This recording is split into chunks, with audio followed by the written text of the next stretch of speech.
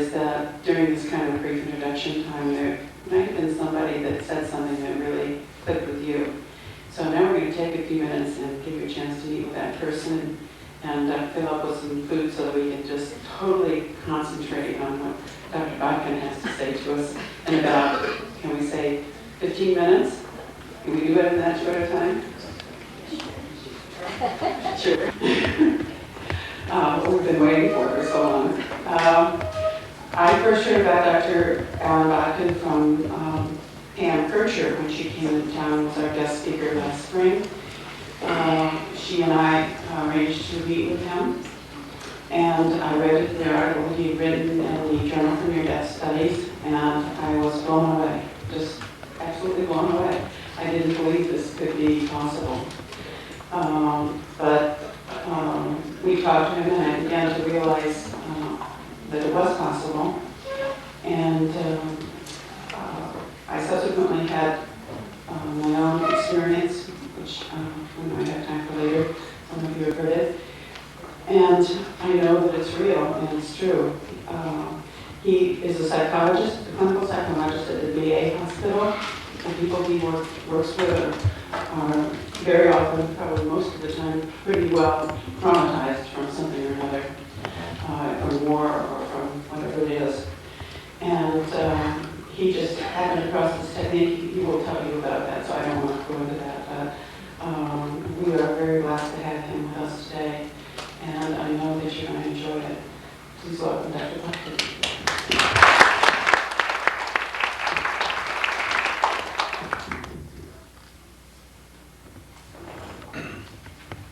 I'd like to try to do this without the microphone. Can everybody hear me okay?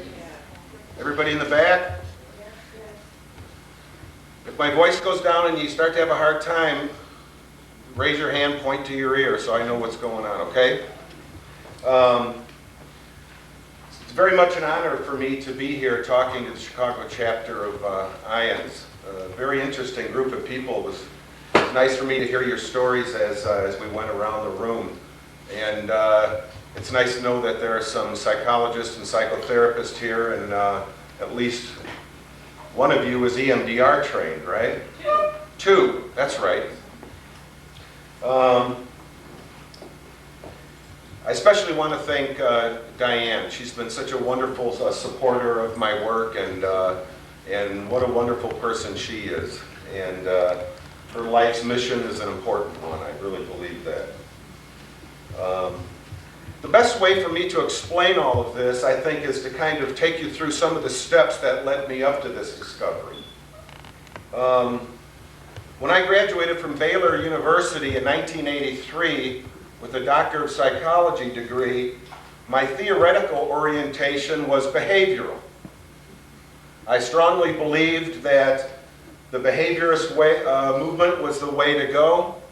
I did my undergraduate training at the University of Kansas in the 60s, late 60s, where some of the most radical behaviorists in the world were at the time. We were very proud of the fact that we were only interested in observables. We didn't want to deal with anything about state of mind or anything we had to infer. We prided ourselves on being very scientific. Well, with my first job at North Chicago VA, I got a job working on the PTSD unit, post-traumatic stress disorder. People with PTSD suffer from recurring traumatic memories of a traumatic event. Their problems had to do with something going on inside their head. I had to change my behavioral ways. And I'm going to take you through some of the steps. PTSD is a very complex disorder, but perhaps the most important aspect of it is the re-experiencing of the traumatic event. People who have been traumatized, in the case of Vietnam veterans, they were traumatized over 30 years ago. The nature of a traumatic memory is such that when you remember the event, you not only remember it, you also relive it. So for these Vietnam vets that I work with, when they remember their traumas over 30 years ago, it doesn't feel like 30 years ago. It feels like yesterday.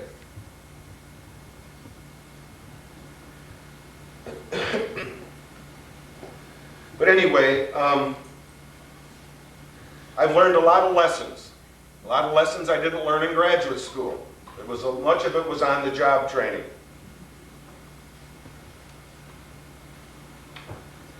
Probably one of the main lessons that I learned is that anytime someone presents a traumatic memory, I go through a certain thinking process, and I'm going to show you what that is. It's very simple.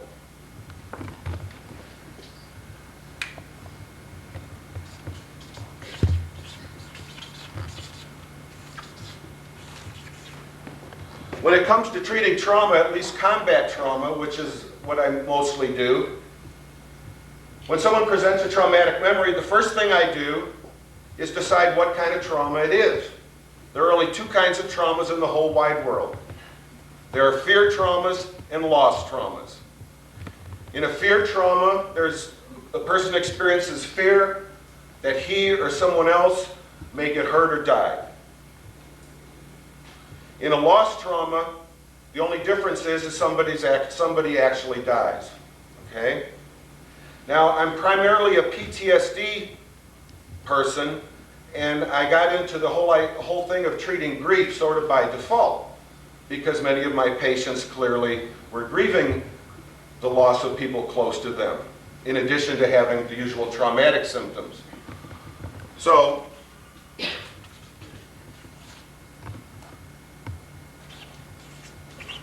first decision I make is what kind of trauma is it? Of course, many traumas have both these components, all right? But I'm going to ignore the fear trauma for now, and I'm going to talk about a loss trauma.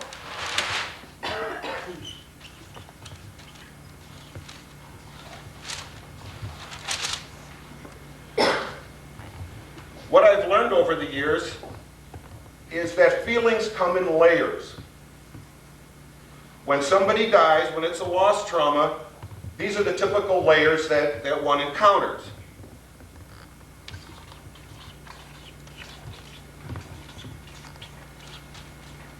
Anger, guilt, and sadness. Sadness is the core issue, and for anybody to make peace with a loss, whether it's a traumatic variety or more standard grief, one must eventually process the core feelings of sadness to achieve any kind of peace and acceptance. When the person presents a traumatic loss, though, usually these layers come with it. Typically, what I do is I have a combat veteran present a trauma in a group format, and then we go sit down and do individual therapy. Typically, let's take the example that the patient's best friend, buddy, dies in a combat situation. He gets shot and he gets killed. When the veteran reports this trauma and explains this trauma in group, what I'm always interested in is what kind of feelings he's in touch with. And generally it goes something like this. Ask him how he feels. Well, I'm angry. I'm angry at the U.S. government that put us in that awful situation, and I'm angry at my lieutenant, the officer that put us in this situation that got my buddy killed. Oftentimes when a vet first presents, that's the only emotion that he experiences. Now, back in the old days, when I refer to old days, I mean before EMDR or eye movement came along. The process usually went something like this.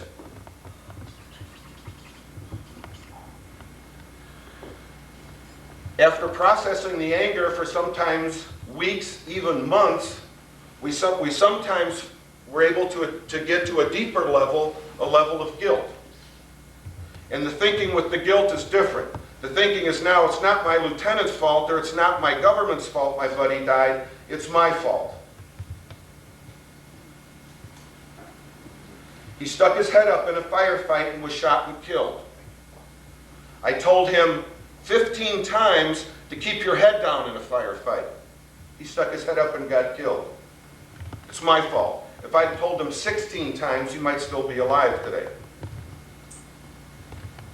Of course, the only problem with this is with the standard talk therapy we were using at the time, is when the anger turned into guilt, the patient became depressed. It's not his fault anymore, it's my fault. And I would come up to him and I'd say, hey, way to go, you're doing a good job, you're making progress. And he would look at me.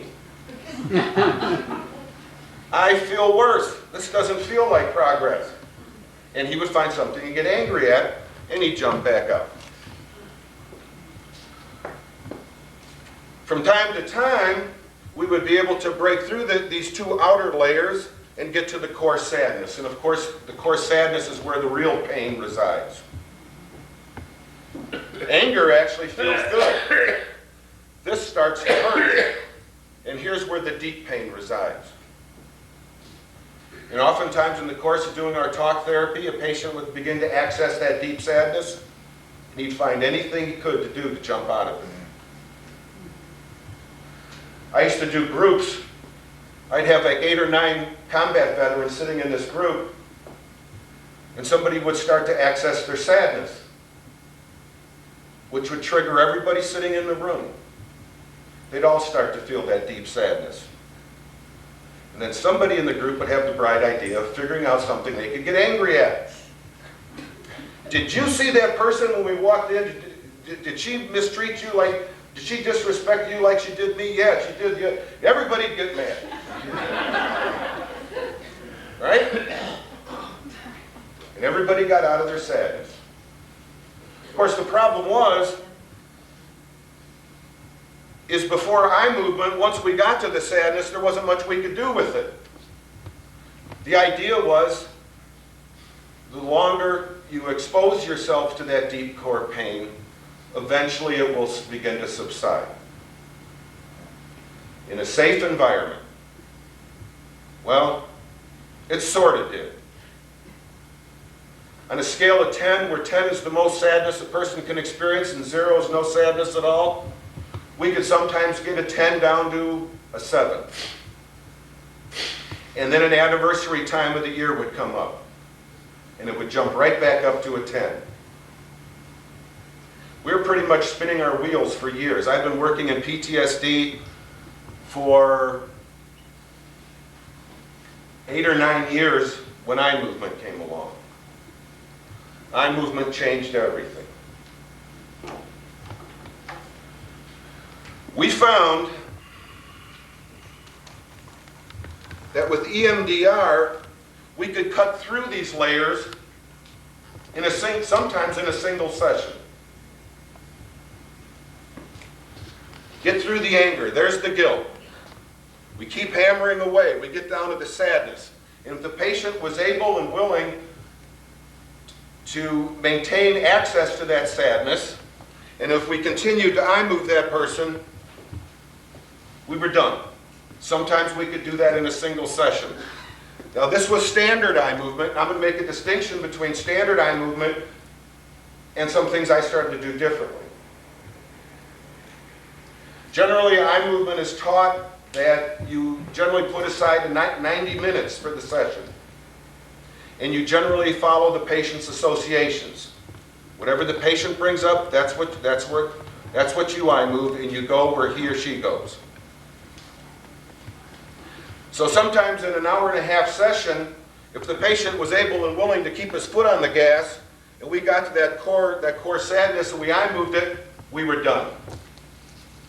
It was amazing. It changed everything. It changed the way we did business. We were so happy. You know, we tried to be professional, but you know, we'd be sitting there and we'd get this wonderful result that we hadn't seen for years, and we'd congratulate the patient, so on and so forth, and we'd go running in another psychologist's office, and I got another one. We'd high-five each other.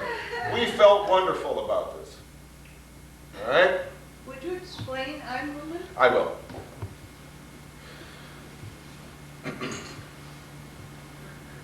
Okay. Actually, that's what I was going to say next. If you came here to learn how to do eye movement on yourself, you're going to be disappointed. Eye movement is an extremely powerful technique. We strongly discourage all our patients and clients to not try it on themselves. I used to think when eye movement first came out, and all you did was wave your finger or a stick in front of somebody's face and they got better, I thought the procedure was idiot-proof. I thought this would make any psychotherapist great. But actually, over the years, I've changed my mind considerably. Back in the old days, with the old talk therapy, it was kind of like an old jalopy going around a racetrack. It would break down from time to time, and you'd be stuck on the road. Sometimes you'd accidentally put it in reverse and start going the wrong way. It took years and years. Eye movement, though, it's so powerful, it's kind of like now you're driving that same racetrack, only you have a car that can do 240 miles an hour. You better know what you're doing when you're using it.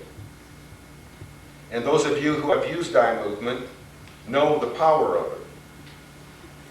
You need to know what you're doing.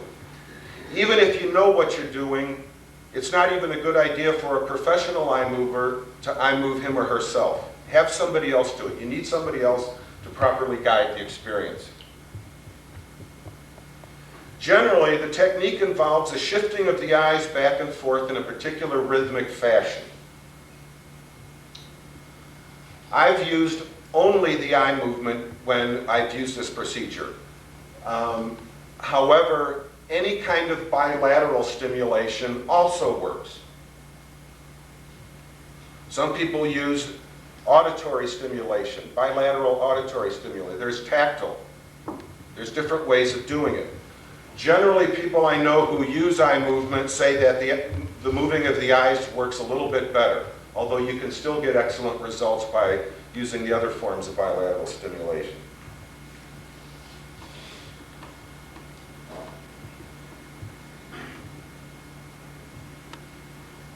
I believe that the discoverer of EMDR, Dr. Francine Shapiro, discovered this in the mid to late 80s. And as the story goes, she was walking through the park one day, being troubled by some reoccurring negative thoughts. For some reason, she began to shift her eyes back and forth. She noticed that the intrusive nature of these thoughts and these thoughts themselves kind of dissipated. It surprised her. From there, she went to and did the procedure on a number of her colleagues and got the same result. She went on from there to publish 2 very important papers that came out in, I believe, 87 and 89. Her model, I believe, is correct. Although at first I didn't buy it, having a hard time giving up my old cognitive behavioral ideas. Her model is one of accelerated information processing. And that certainly fits clinical experience. It just seems to speed things up. In the course of doing eye movement, people generally go through the same steps, A, B, C, D. Those steps in talk therapy can take months and years to get from A to D. Sometimes in the course of doing eye movement, it's A, B, C, D right then and there. What makes sense to me, although this isn't scientifically validated or empirically validated, is comparing eye movement to REM sleep. When we sleep, when we dream that is, our eyes dart back and forth, rapid eye movement. When we're dreaming, our brain is in a higher processing mode than when we're awake.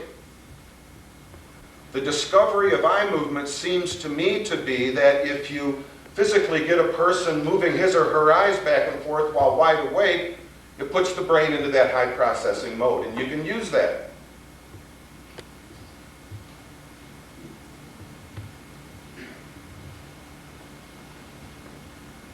In 1995, North Chicago VA went through some major reorganization, and we battled some of the administrators there. Some of the administrators thought that we were paying too much attention to trauma work, We weren't curing anybody. So some of these administrators stuck their nose in our offices and said, hey, instead of focusing on trauma work, why don't you tell them to forget about their traumas and teach them job skills and how to act normal? Well, a lot of the patients and clients I work with have dealt with people like that throughout their lives, which those kind of statements, of course, indicate that they know nothing about post-traumatic stress disorder. People have these memories on a regular basis because they intrude, not because they choose to have them. But anyway, I made the argument, and successfully, I'm happy to say, that the problem was that we weren't doing too much trauma work, we weren't doing near enough. Many of the patients I was working with had as many as 30 and 40 traumatic memories. In the course of one hospital stay, some of these guys were lucky if they'd get through 2 or 3 of them. So we were just scratching the surface.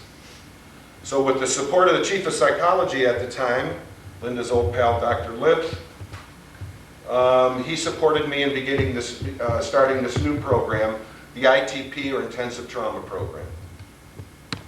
The idea of this program was that we would focus exclusively on traumatic memories. Whereas the other track in the program, the patient got a little bit of everything. Life skills training, substance abuse, and so on and so forth. Assertiveness training.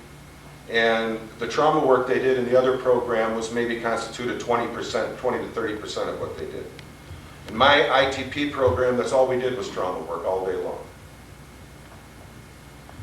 And it basically involved, again, a shifting from a presentation in group to an individual eye movement session. So by the time the ITP, I got that started, we had been doing eye movement for 3 or so years. Having my own program gave me a chance to experiment with a number of variations on the EMDR. I remember going home thinking, oh, I got a great idea. If I do this, maybe this will happen. It almost never worked. 95% of all my brilliant ideas went down the tube. I did find a couple things, though, that worked very well. One is I have patients close their eyes after each set of eye movement. And the reason I started doing that is some of my patients I was working with, after giving them a set of eye movements, they just spontaneously closed their eyes, a small percentage. Those that did that got a much better response. So I started instructing all my patients to close their eyes after each set of eye movement, and they all started getting a much better response. The other big change I made in eye movement, and this is critical, is I do what I call core focus EMDR. And what that means is I completely ignore these outer levels, these outer layers. And I target the core issue, whether it be fear or sadness, with each trauma. And it usually goes something like this. Let's say the vet presents the trauma I described before, we lost a buddy in a firefight. After presenting that trauma, I'll ask him, what kind of feelings come up? I'm angry. I'm angry at my lieutenant. He got my friend killed. What else? Well, I feel guilty too. Doesn't want to go there. Anger's always the easiest. Anything else? No. How about sadness? You lost your best friend that day. Well, he has that too. If the patient is able to access sadness even to that tiniest degree, when we sit down and go to do the eye movement, I go right after it. I'm much more directive in my eye movement approach than the way it's taught for you eye movement people out there. I don't allow them to talk about their anger and their guilt or whatever. I explain to them ahead of time that what we do is not talk therapy, nor is it standard EMDR therapy. What we are going to do is a procedure. And you know, it's really not a psychological technique. It's really a physiological technique. So my patient comes in and sits down. Okay, Charlie, bring up your sadness. Got it? Yeah. On a scale of 10, where are you, Charlie? How much sadness? 4. All right. And I give him the first set of eye movement. What happens? Feels worse. The sadness goes through the ceiling. The EMDR does 2 things better than anything else. Number 1 is it uncovers material better than anything else. And in my experience, it does a much better job of that than hypnosis. And it does it much more rapidly. So, he's accessing his sadness. I give him some eye movement, and his 4 is now a 10. And here come the tears. I start shaking. He's all the way, he's in the core, as we say. His job, which I explained before we sit down and do this, is his job is to keep his foot on the gas. Let me do the steering. Keep your foot on the gas. Don't bail out on me down. Don't leave me now. Because with the if I get his sadness all the way up to a 10, with the next set of eye movement, it starts to come down. We got to get it all the way accessed, but once it's fully accessed, now it's ready to come down. Which is the second thing eye movement does better than anything else. It desensitizes or takes the reliving component out of the memory. So, sadness is here, first set of eye movement, and then it'll start to come down, and sometimes it only takes 2-3 sets. And we're done. Sometimes it takes only 15-20 minutes. And the 20 minutes includes writing a note with the patient sitting there. We're done. Why are we done? We go back and look for the anger and guilt. Where is it? It's gone. Why is it gone? More sadness. Because we fully processed the sadness. These outer layers serve a protective function. It protects one from feeling his or her deepest pain. That's what they're there for. That's why they get angry in group when they start to get sad, to protect themselves. Not all patients are able and willing to do this kind of approach that I do in my intensive program. They're very thoroughly screened. The very last thing we want to do is get them in there and get them into the core and have them bail out. Because if they bail out and quit at that point, they're in a very bad place. They've got to have the ability to keep their foot on the gas. So, things started really moving now. But, something else unusual happened. I would say 15% of the time that I did this core-focused eye movement, the patient, when opening his eyes, and I say his because I work with males, said that he saw or talked to the deceased person he was grieving. First time this happened, I was like, what? I'd never heard of these. I'd heard of near-death experiences and talked to many patients who had that. I thought my patient snapped under pressure the first time I'd heard this.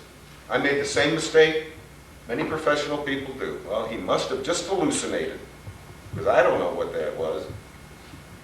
Matter of fact, I want to read to you the very first time this happened. I want to read it so I don't leave anything out.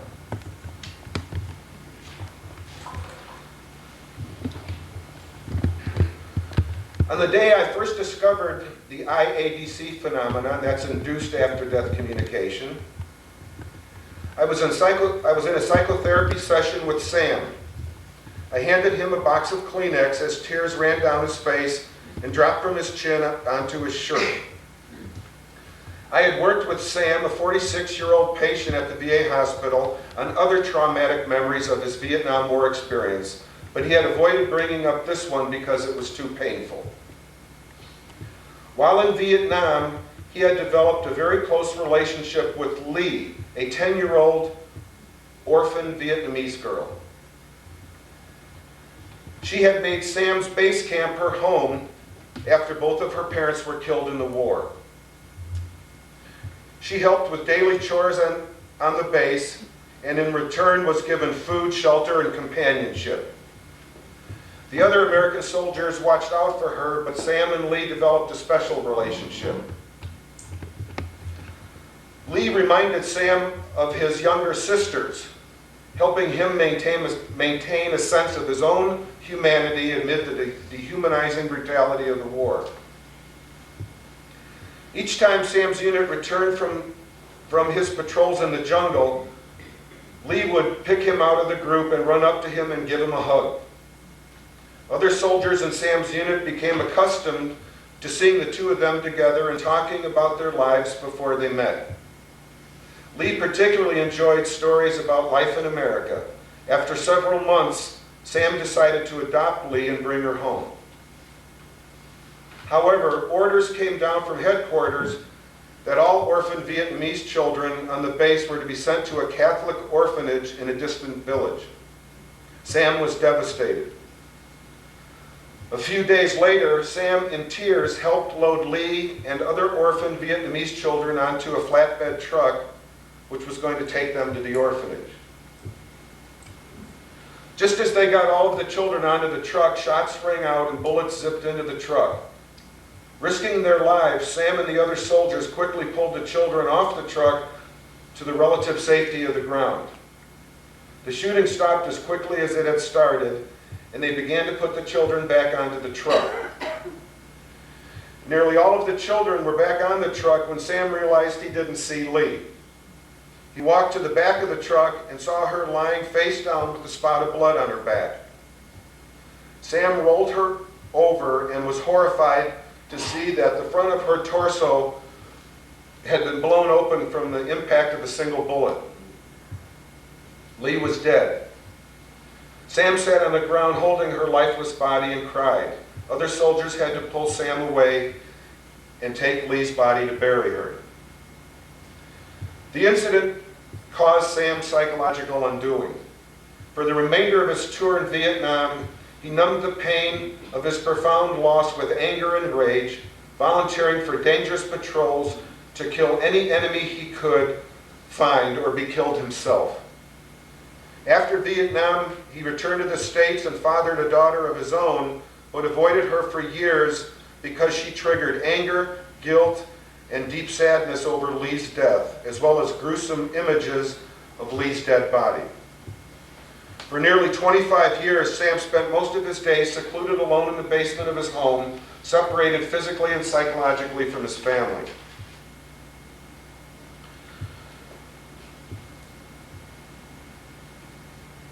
At that point, I offered him EMDR. I had been using EMDR for about 6 years to treat my patients suffering from intrusive memories of traumatic events. The procedure involves having, well, I've been through that. Nearly all psychologists familiar with the procedure believe it to be the psychological breakthrough of our time. Our inpatient unit was one of the first facilities in the country to use this technique on a regular basis.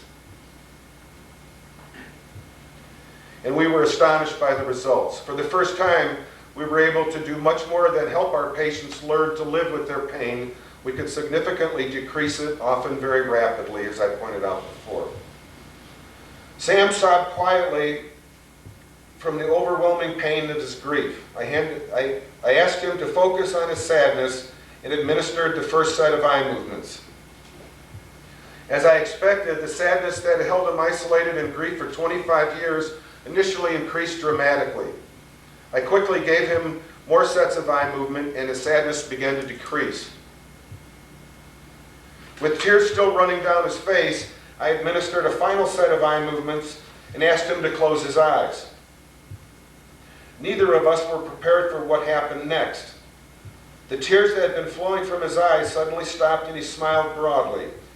He giggled slightly. He opened his eyes and was euphoric. He said, "When I closed my eyes, I saw Lee as a beautiful woman with long black hair and a white gown surrounded by radiant light. She seemed genuinely happier and more content than anyone I have ever known. Sam's face, still reddened from tears, glowed. He continued, "She thanked me for taking care of her before she died. I said, 'I love you, Lee,' and she said, 'I love you too, Sam.' And she put her arms around me and hugged me. And then she faded away." Sam was ecstatic and absolutely convinced that he had just communicated with Lee. "I could actually feel her arms around me," he said. And of course, as I told you before, I wasn't sure what to make out of this. I figured it had been Sam had just hallucinated and that the results wouldn't hold up over time. When I saw Sam a few days later, he was still feeling good about his experiential reconnection, and he was still smiling. As a matter of fact, he wanted to talk about Lee, a conversation that he had avoided for many years. I was even more surprised when I saw him about a month later and he still felt the same way. Actually, I talked to Sam about a year ago, and he still feels the same way. As a matter of fact, I think I can say the results with this induced experience seem to hold up over time in every case, although I've done no formal studies. Most of our patients do return to the unit, if not for further treatment on additional memories. They frequently stop by just to say hello.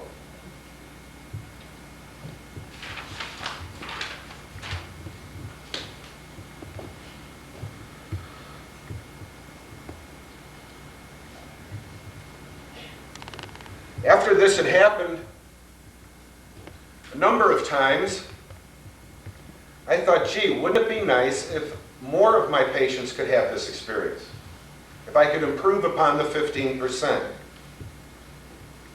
So I went back and looked at the cases in which the experience occurred, and I looked at those in which it didn't occur. And I was able to see that in the cases that occurred, I did go through a particular sequence of psychotherapeutic events. Primarily, what I did in these cases, in addition to doing the core focused EMDR approach on the sadness, I also gave them a set of eye movement and told them just to go with whatever happened. Sometimes I said something like that just to let them relax some more. What I figured I was doing is I was giving eye movement to enhance the psychological state of receptivity, which allows this experience to occur.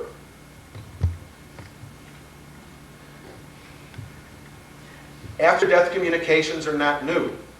I had never heard of them at the time. Many of you have had these experiences. And I'm going to talk about those a little bit now, or in a minute.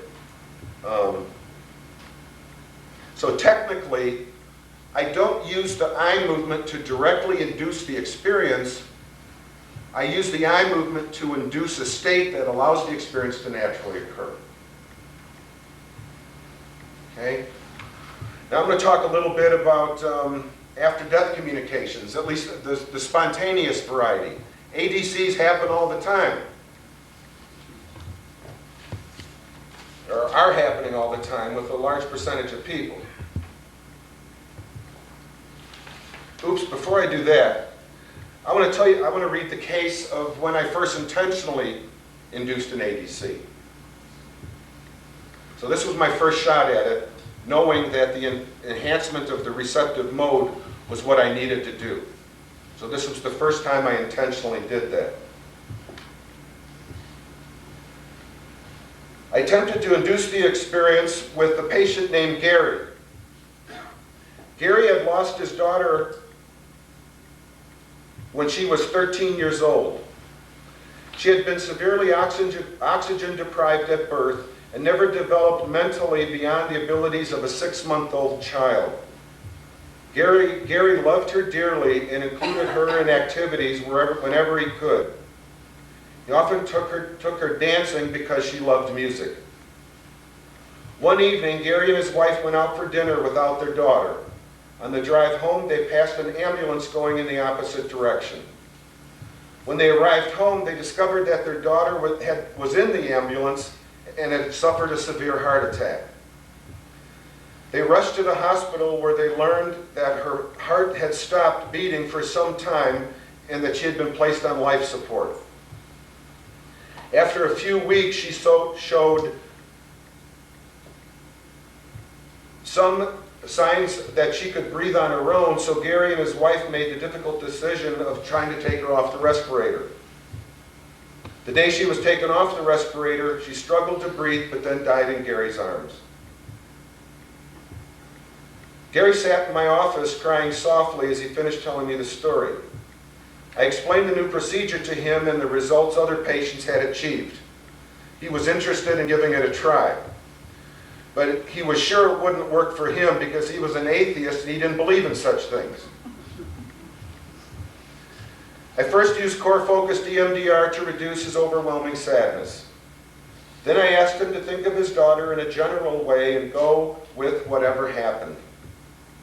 He closed his eyes and sat quietly for a few minutes. Then he opened his eyes with a look of amazement. I saw my daughter playing happily in a beautiful garden, alive with rich and radiant colors. She looked healthy and seemed to move around without the physical problems she had when alive. He continued with surprise and delight. She looked at me and I could feel her love for me. We talked more about his experience. Gary was convinced that his daughter was still alive, although in a very different place. Because he still felt sad because he missed her, I induced the experience again, asking him to keep that thought in mind. Gary closed his eyes. After a few moments, he opened his eyes with a smile. I was in the garden again, and I could see her. She was looking at me. She said to me, "I'm still with you, Daddy." He paused. "That was really wonderful, you know. She couldn't talk when she was alive." Gary ended the session feeling joyous and reconnected with his daughter. He reported to me 1 year later that he continued to feel reconnected to his daughter.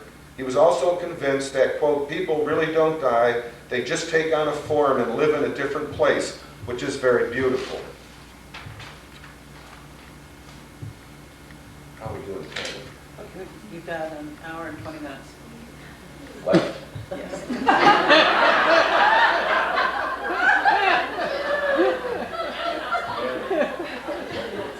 I knew I had to move quickly.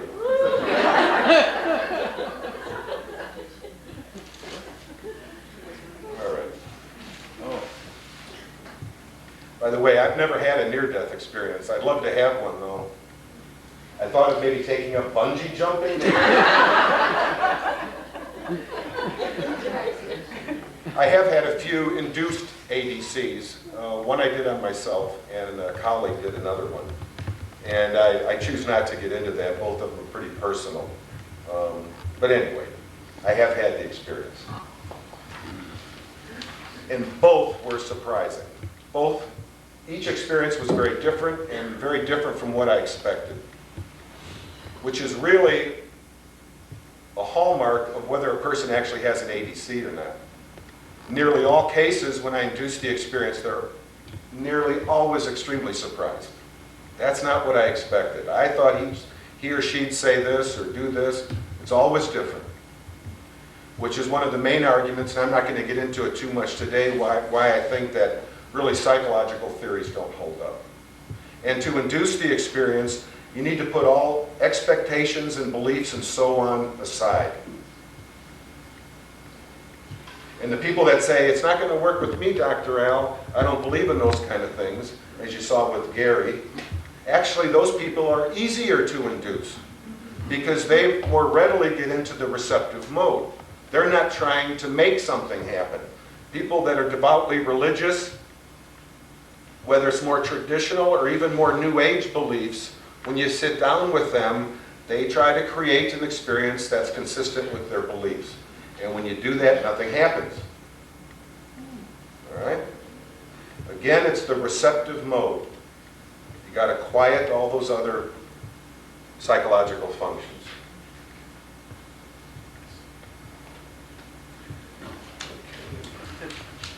Could I say something? Mm-hmm. The thing that's so interesting is that all of the work that he does is consistent with everything I've read about near-death experiences. The people that come back show that they've been changed by life review. They show a greater knowledge of what they've done and it's enormously healing. Tell them about the army guy who's, I mean, no, not army guy, the guy whose father beat him up. And- Oh, yeah, I'll get to that at the end. Otherwise, I'll get a little confused. Yeah.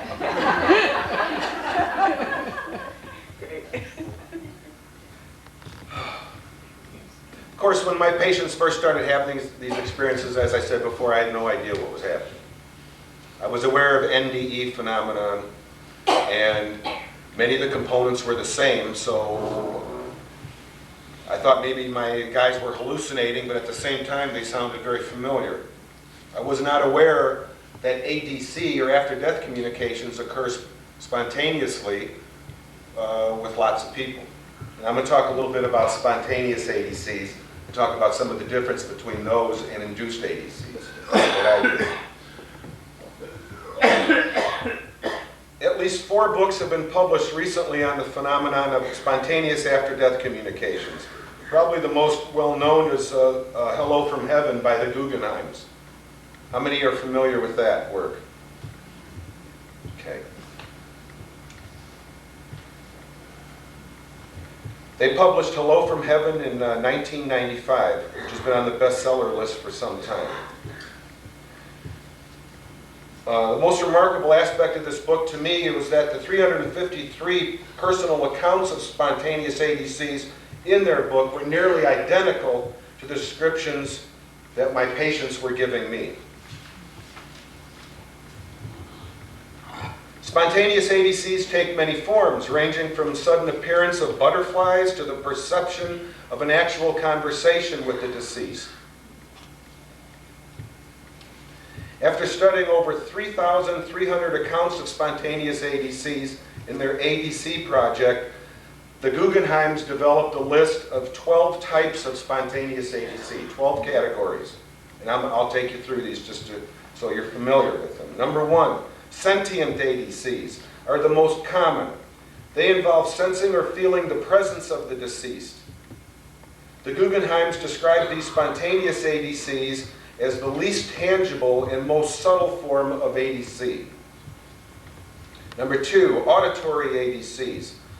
The experiencer hears the voice of the deceased or receives a verbal message. Number 3, tactile ADCs involve feeling a physical touch from the deceased, and these are relatively less common. Olfactory ADCs are also relatively common. The experiencer smells a fragrance associated with the deceased. Visual ADCs involve seeing the deceased. They are common and dramatic compared to the other forms of ADC. ADC visions are also visual, but involve bright, vivid colors that radiate their own inner light. The experiencer perceives them either with eyes open or closed. These ADCs may include some form of two-way communication. It is less common than the other forms. Twilight ADCs occur just as people are falling asleep or waking up. Any combination of the other ADCs can be involved in this rather fairly common ADC experience. For those of you who are familiar with the idea of the hypnagogic or hypnopompic hallucinations, that's what they're saying, that they frequently occur during those states, but very different from dream material. Sleep state ADCs occur when the person is asleep. They are very common and can take on a variety of forms. Those who experience the ADCs during sleep insist that their experiences are very different from dreams. ADCs are experienced as much clearer than dreams, and the memory of the experience does not fade over time as memories of most dreams do. In my experience, I've had hundreds of spontaneous ADCs reported to me, and in my experience, an overwhelming majority occurred during sleep. But each and every person who has this experience will tell you it's very different from a dream. Out-of-body or OBE ADCs, number 9, are less common and involve contact with the deceased while the survivor is in an out-of-body state. Some of these ADCs are very NDE-like and include going through a tunnel towards light before meeting the deceased. Now this next one, when I first heard this, I just thought it was weird. Telephone ADCs. Although I can't smile at it anymore. Somebody on my website wrote in and said that they had experienced a telephone ADC. Telephone ADCs take place either when the person is awake or asleep. When the person is asleep, they are similar to sleep state ADCs. However, some people have reported actually receiving a phone call from the deceased while awake. Telephone ADCs are the least common form of ADC. I guess if that's the only way they can get your attention, they'll do anything. Have there been any email ones yet?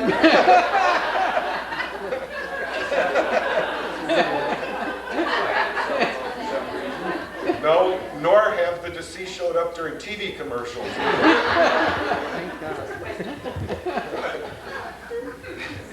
I expect the emails will be coming eventually.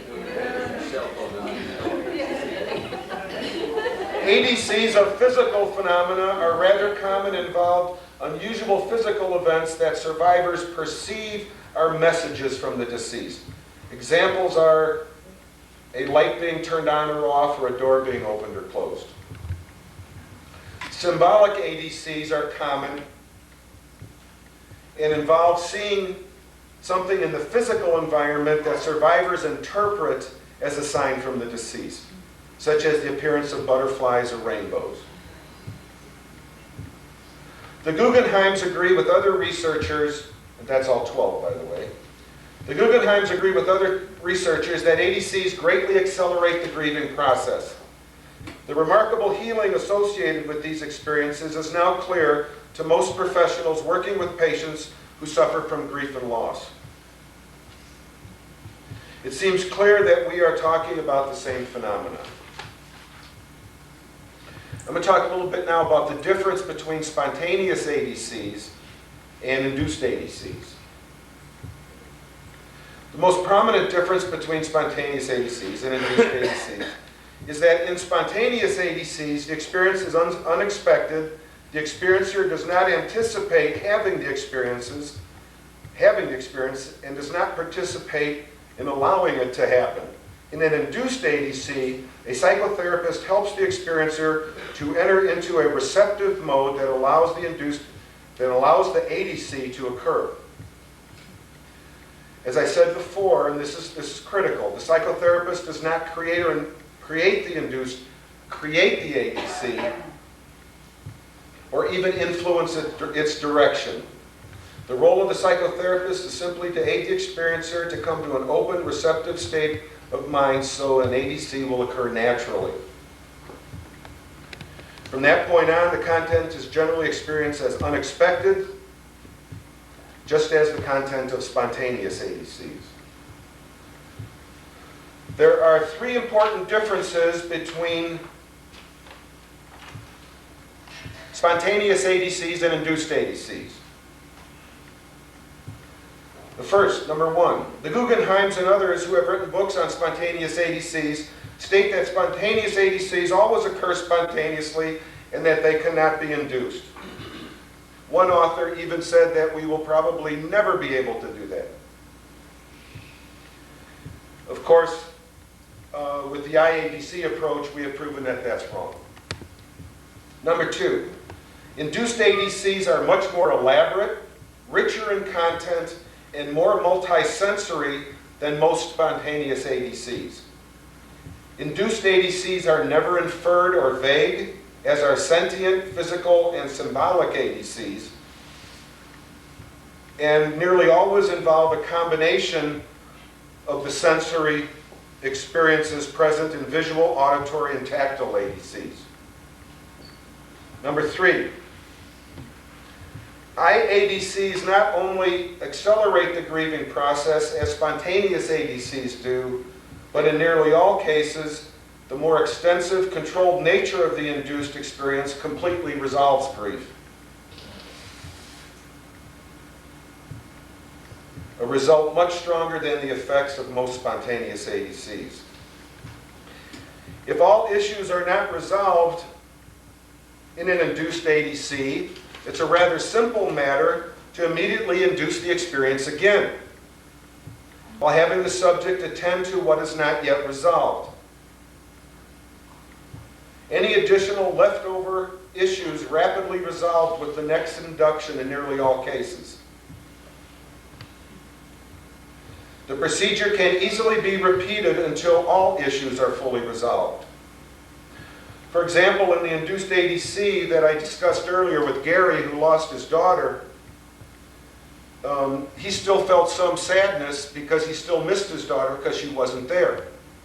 It was a simple matter simply to have him hold that thought in mind and induce the experience again, at which point his daughter came back to him and spoke to him and let him know that she was still with him. Okay?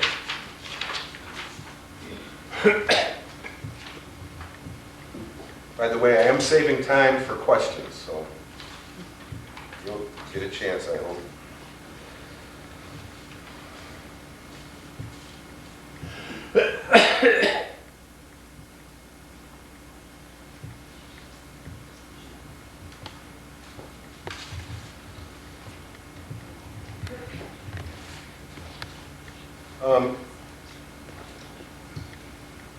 As I said before, when my patients first started having these experiences spontaneously in the course of the MDR, I wasn't sure what to make out of it. And as I said before, many of the components of my patients' experiences were very similar to the components of NDEs. Now I'm going to talk a little bit about the comparison of IADCs and NDEs now. When I first read Raymond Moody's book, Life After Life, many years ago, I was very skeptical that an NDE was anything more than some sort of psychological or physiologically based hallucination. You've all heard that before, right? I enjoyed your presentation earlier. Yes, heard it and read it too. I had never heard of NDEs before. Now this goes all the way back to the 70s. I've talked to many folks that have had NDEs since then. But Dr. Moody, of course, made the point that people who have NDEs generally do not share their experience with others unless asked, because they learn rather quickly that other people tend to dismiss their experience as a symptom of temporary insanity. So I began to ask. Not only did I discover that the experience is rather common, I was very surprised to find out that those who had the experience were absolutely convinced that the experience was real.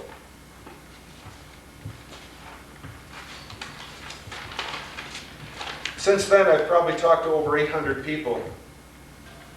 I could add about 40 more now. People have had NDEs. Most of these reports provided by people who were normal, psychologically healthy individuals. My initial skepticism had been challenged over and over again by the personal conviction with which these people related their experiences. And when my patients first started reporting IADCs, I, as I said, immediately realized that much of the content was similar. I'm going to talk about 6 components of NDEs that have very close similarity to IADC experiences. First, I'm going to go over out-of-body experiences, seeing the deceased as whole, functioning, and healthy, feeling of peace and well-being, going through a tunnel towards light, meeting the deceased, beautiful landscapes, and life review. First, with regard to out-of-body experiences.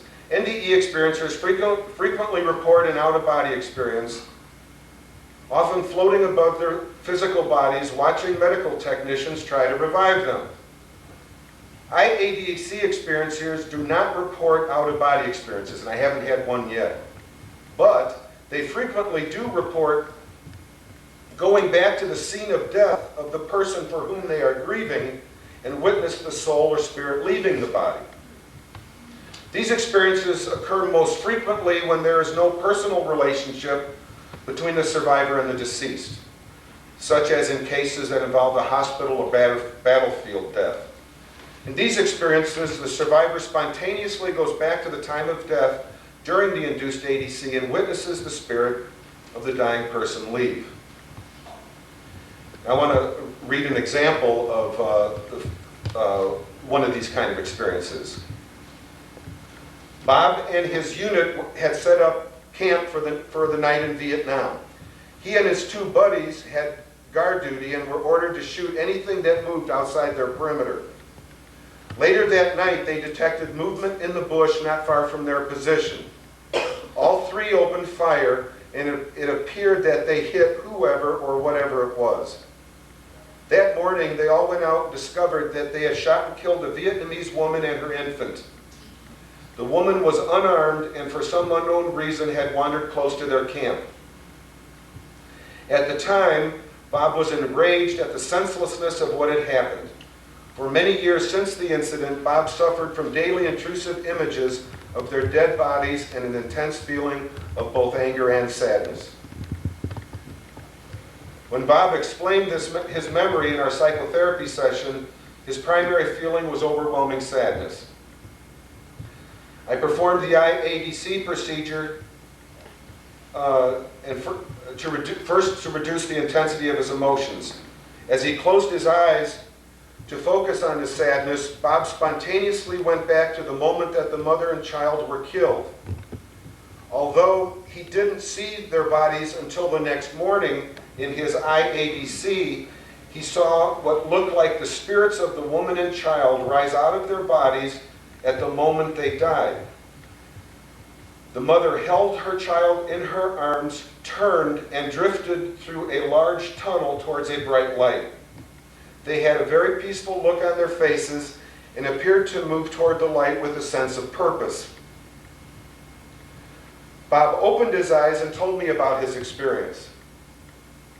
He said, "I feel like my sadness has been replaced by real happiness." He was greatly comforted by his perception that life continued for the mother and child, as well as his feeling that the mother and child had maintained their loving relationship.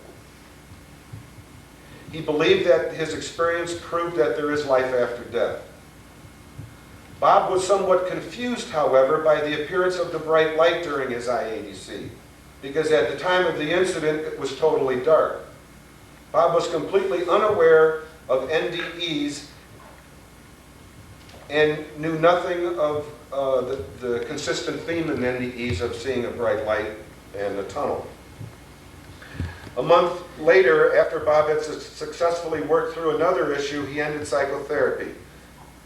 At that time, he no longer felt any sadness about the incident, and all associated negative images also disappeared. Which is another real nice thing about this whole IADC approach, which I really kind of didn't get into at all, but it deserves mentioning. In addition to resolving the grief or the deep core sadness, once a person has an ADC, the typical intrusive negative images, feelings, sensations also vanish. Frequently, people are troubled by an awful, bloody kind of scene that continues to return. After the ADC image, that negative scene is gone in many cases. Many guys will say, you know, I'm trying to think of what that looked like. I can't even bring it up anymore, which is real surprising given the fact that it's been in their face for 30 years. Guys say things like, you know, I can only see her smiling right now. Okay. Another similarity between IADCs and NDEs is seeing the deceased as whole, functioning, and healthy. NDE experiencers describe the loved ones they see who have passed away as being whole, healthy, even if they were impaired and disabled during life. Kenneth Ring and Sharon Cooper completed a study of NDEs among blind people, reporting that the blind are commonly able to see during their NDEs, even those who have been blind since birth.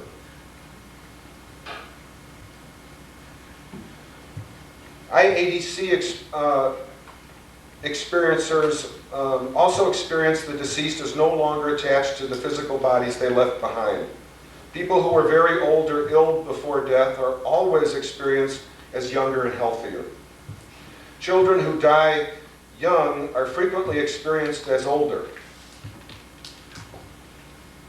Sometimes they're older and sometimes they're not. And I have no good idea why that happens. If some of you have a theory on that, let me know. Those with disabilities in life are always described as free from the limitations they had in life. A face that appeared worry-worn always looks peaceful and serene. Taking this one step further, I'm going to throw in another case at this point. I've been doing ADCs for a number of years, and I and my colleagues have probably induced over probably 3,000 ADCs at this point. But after I've been doing a number of years, and the disabled always appeared in the ADC as healthy, and they could talk where they couldn't talk before, and so on and so forth.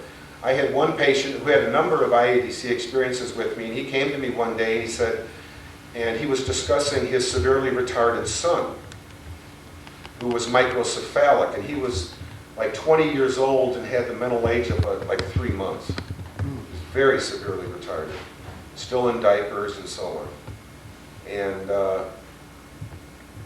I forget who suggested it, whether it was me or the patient, but the question came up, could we contact the son now? He's not dead, he's alive, but given the fact that the deceased are always experienced as not having the limitations in life, maybe there's a soul or a spirit somewhere right now that's healthy. Let's give it a shot. And indeed it worked. His son came to him without the cranial deformities that go with microencephaly.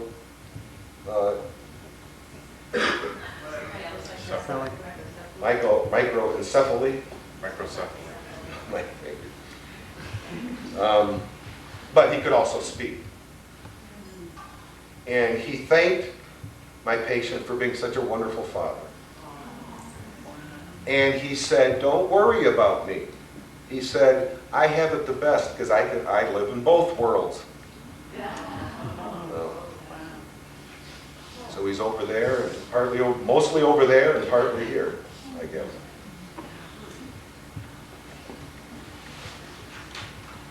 Ever since that experience, and he would go home to see his son, he said, I look at him all different now. I wonder what he's really thinking.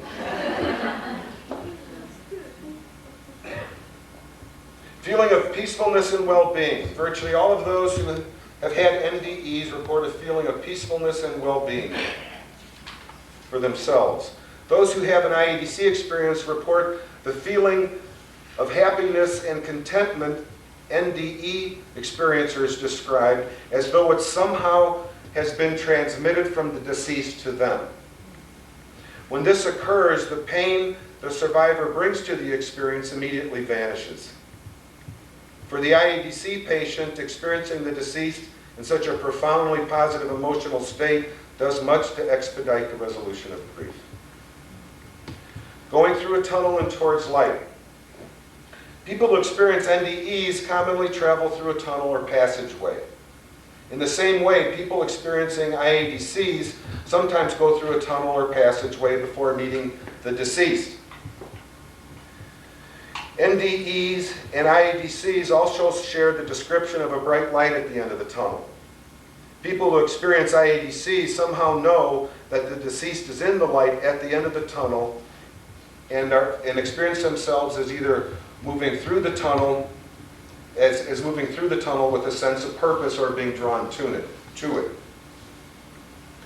However, I need to point out for those of you therapists who hopefully will end up doing this, generally, I would say probably 90% of the time, if a patient experiences himself in the tunnel, it's often because he or she is trying too hard. They're pushing. A lot of people in the tunnel get stuck. So what I generally do when that happens, I remind them it's not up to them to make the experience happen. Let the experience come to you. Let it happen. I remind them frequently during a session. Especially if they're in the tunnel, I remind them of that again. Or I might give them a set of eye movement just to relax, so they'll stop trying so hard. And If that's successful, if they're able to relax, okay, doc, I won't try this on, boom, then all of a sudden they're not moving through the tunnel, they're through.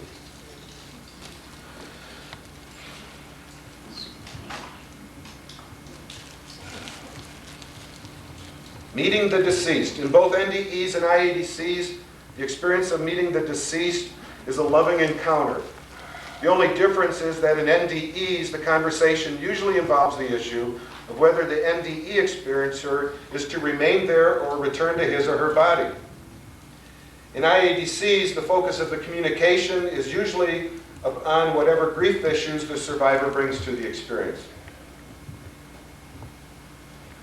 Sometimes the conversation involves issues the deceased bring to the experience as well.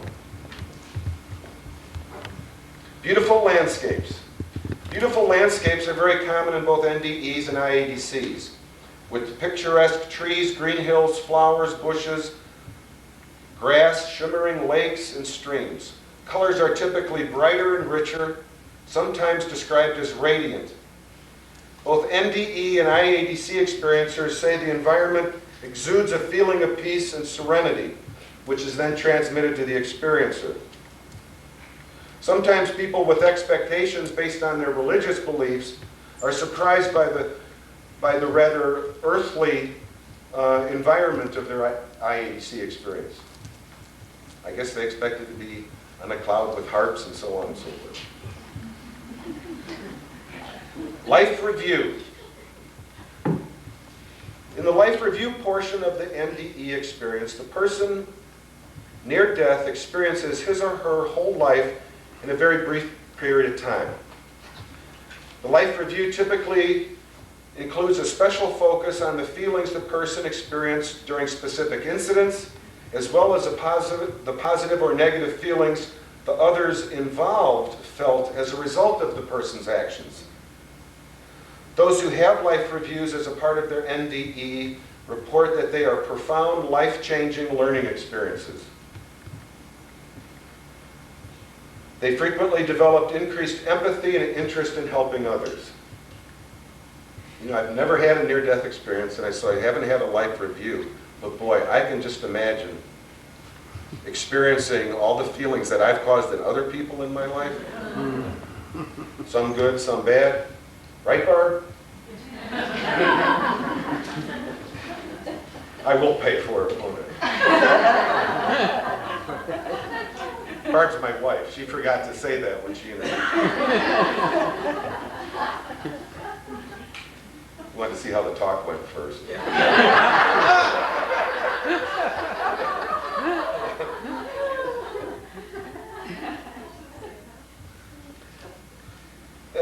This next thing I'm going to say is important. IADC experiencers do not experience their own life review or any portion of the deceased's life review.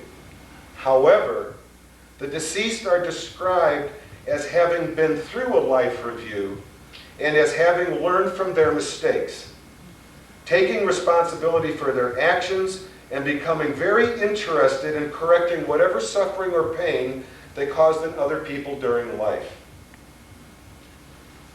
All of our patients who have had both an NDE and IADC are convinced that the two experiences are essentially the same phenomenon experienced from different points of view. In every case, they report that the two experiences have the same qualities and psychological impact. These patients also believe with great certainty that both their NDE and induced ADC experiences tapped into the same source. I want to give you a case here of Nancy, who had had an NDE prior to her coming to see me. Nancy's pregnancy was uneventful until the 9th month, when she began vomiting and could no longer feel her baby's movement. An ultrasound revealed no fetal heartbeat, so labor was induced and her baby was delivered dead. During the induced labor, Nancy went into hypertensive shock and remained near death for 3 days. At some time during those 3 days, Nancy experienced an NDE in which she saw her mother, who had died a few years earlier. Her mother and the baby were standing, holding hands, seemingly very happy. Her baby was looking up at his grandmother. Nancy told me that her mother said to her, "It's okay." Behind them, Nancy saw a bright, comforting light. Nancy was somewhat surprised that her baby was standing because he looked like the newborn he would have been had he lived. These events happened 6 years prior to our session. In spite of her NDE, she continued to experience grief over her baby's death, especially around the day that would have been her baby's birthday. After she explained what had happened, I described IADCs to her, or the procedure. Nancy was enthusiastic about giving it a try because her NDE had convinced her that such experiences were possible. After the IADC induction, Nancy closed her eyes. Very quickly, she reported that she saw her son with her mother, that she again saw her son with her mother, and they both looked happy and peaceful. However, there were some differences between her NDE and her IADC experience. She said her son looked older and much healthier than he did before. And instead of looking up at his grandmother, he was looking at Nancy and reaching out with both hands towards her. Nancy felt the two were moving away from her in her NDE, but had the clear sense that they were moving towards her in the IADC. There was also no bright light behind them in the IADC as there had been in her NDE. After her IADC, Nancy explained that her after-death communication was much clearer and more focused than her NDE. She also experienced her IADC as more comforting because of the sense that her mother and son were moving toward her, not away.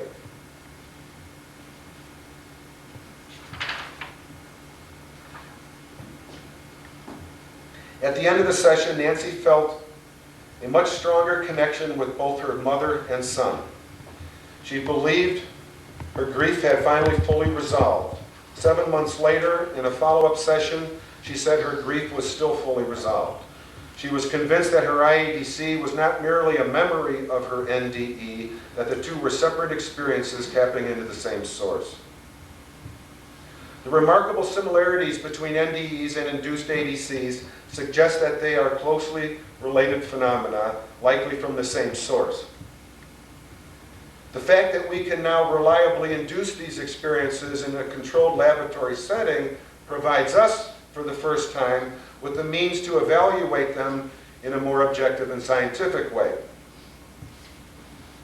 A number of competing beliefs and theories can now be put to a more rigorous test, and perhaps we can understand better the source and nature of these kinds of experiences. Something that people who had the experience probably don't care much about, right? You know it's real. Okay.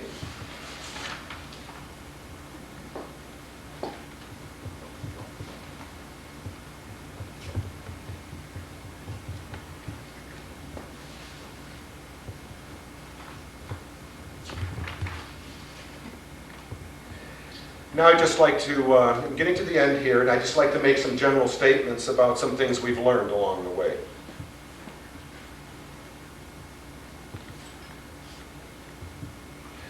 Since I purposefully induced ADCs about 7 years ago now, I've taught other qualified psychologists and psychotherapists to use the technique. My colleagues and I have induced nearly 3,000 very similar experiences. We found that we can induce the experience in approximately 98% of the people who agree to participate. We can induce the experience very rapidly, almost in one session. Although I'm kind of backpedaling on that. The actual induction procedure, starting with core focused eye movement, the actual induction procedure only takes 10 minutes. However, knowing that, I've invited people to come great distances to come in and have one of these experiences. Now, some of these people sat in traffic on I-94 for 2 hours, and they were thinking about what was going to happen, and they were imagining what their experience might be like, and so by the time they come in and sit in my office, they're like this, and I'm like, just relax, be receptive. The truck almost ran me off the road. So, I don't want to claim that you could come in and do this in one session. That's not a good idea. Really, the best way to do this is 3 sessions. The first session is I get to know you and you get to know me. For me to use the eye movement procedure on you, I need to know what I'm getting into. If you want to work on the death of your grandmother, but you've had a severe trauma in your life, what happens with eye movement is we might start to work on the death of your grandmother, but if you've got some unresolved trauma sitting there that you haven't dealt with, we're going to pull that right up. So I need to have I need to get a good history from you. I need to know what may come up during the course of this treatment, and so on. And I also need to explain to you how important it is to relax. ADCs are natural experiences. We don't induce the experience, we induce the state that allows these things to naturally occur. I remind people over and over again that most ADCs, in my experience, occur during sleep. People are fast asleep. They're not trying to do anything. They only happen when you stop trying. And the eye movement helps you do that.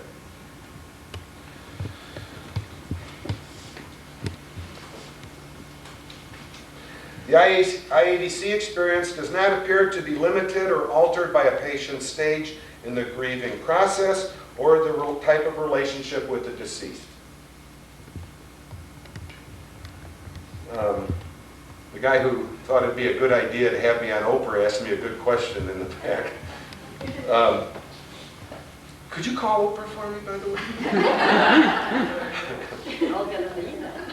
My fantasy is to induce an ADC with Oprah live. That would... She hasn't returned any of my phone calls or emails. And I've even had other people try to contact me. There. It's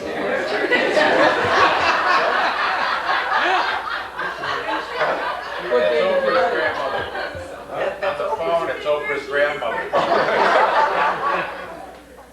Yeah, we should have a phone handy then.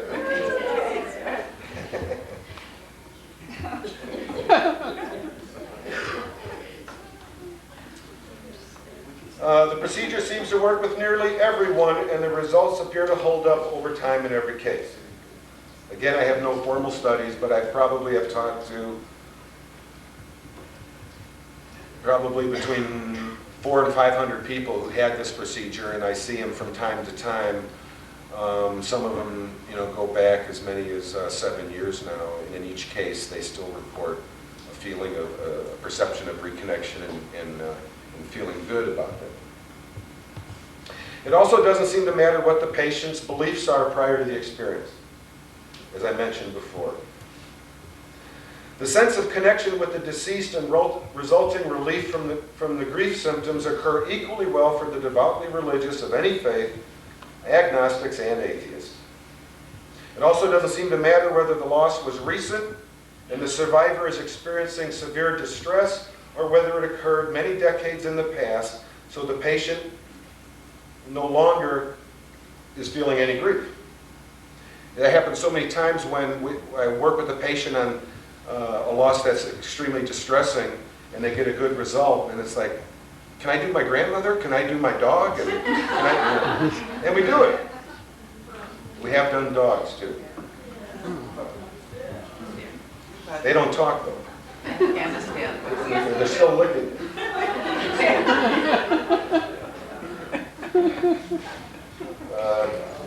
You said you knew where, what his name was, in Afghanistan.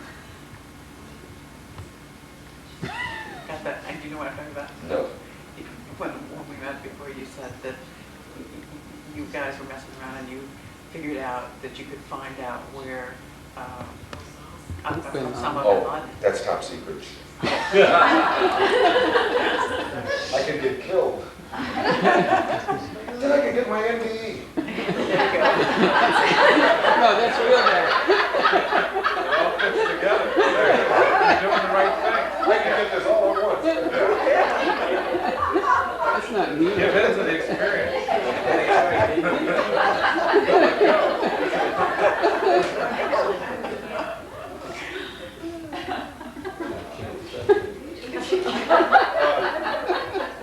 Perhaps most surprising is the fact that many patients do not have a personal relationship with the deceased. In some cases, combat veterans have reported connecting with an enemy soldier they had killed. In all cases, the experience is profoundly healing. Seems to be a reaction to that, so let me say a little bit more about that. At the time, the adaptive response in a combat zone is to get angry. Okay? I need to kind of digress on this a little bit. I can say I've never worked with a combat veteran who, as a result of basic training or boot camp, went to war ready to kill another human being. They're not ready. They're only ready after they've been severely traumatized themselves. Now they're ready. Because whether it's terror or deep sadness, this anger or rage is a better word, has now formed. One way of looking at their anger or rage response is a way of grieving. All right? At the time, after they've experienced their first trauma and they're ready to kill and they're angry and then they do kill, they feel exhilarated generally with the adrenaline rush and all of that. Their buddies are patting them on the back. Now this person can be trusted. He's one of us. Now, that's actually the smart way of doing it if you want to stay alive. That's adaptive given the crazy circumstances of a war zone. All right? Problem is, sometime later in life, sometimes when that anger no longer serves its purpose, the anger starts to give way, the guilt and the sadness start to emerge. Sometimes decades later. The soldier that one may feel glad he killed at the time, even exhilarated, now is starting to come up in nightmares. The look on the face, the look of fear in the enemy soldier before he was killed. Although that registered at the time, it was so covered up by the anger and rage, didn't really experience it. But later in life, here it comes. Particularly that kind of close range kind of killing where the eyes connect. You can't help but not connect with another person's humanity, even though you may hate that person and want them dead at the time. But it oftentimes comes back. So what we do with helping combat soldiers deal with that is the exact same thing we do with other kinds of losses. We deal with the killing of an enemy soldier the same way we do with the loss of your best friend, which is you let yourself feel the sadness for the person you killed. And the IADC proceeds in the exact same way. It's interesting that, just to give you just kind of a general content or flavor of how this goes, generally it goes something like this. The patient takes to the experience, and by the way, I have them say what they want to say before I induce the experience, so all the issues are sort of clarified. I know what they are. They've had a chance to say what they want to say, I'm sorry, or whatever.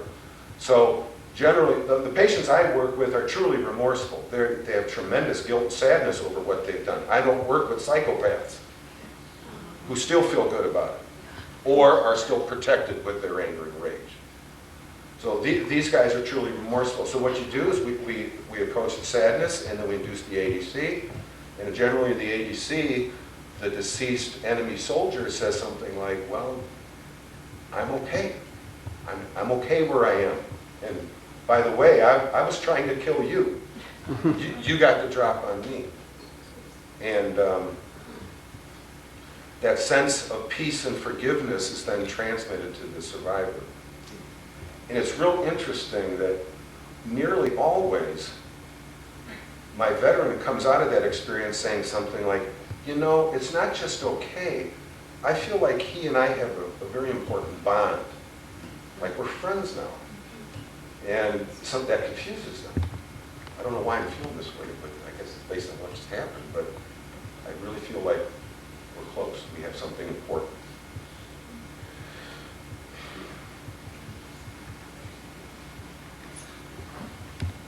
It is important to note that the therapist does not lead the patient in any way other than to suggest that some form of communication with the deceased may occur.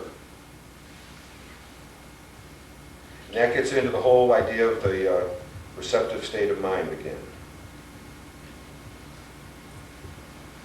Okay.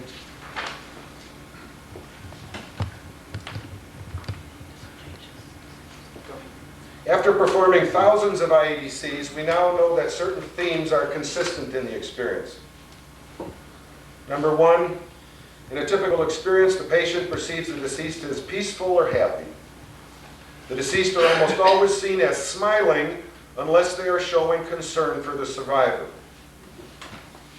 Those who are old and sick are experienced as young and healthy. And those with disabilities in life are no longer appears impaired. The deceased also appear to be in a much better place, often with bright, comforting light and landscapes. As one patient remarked, she was in a beautiful garden, and it was the greenest green I'd ever seen. People in landscapes are often described as radiant or surrounded by light.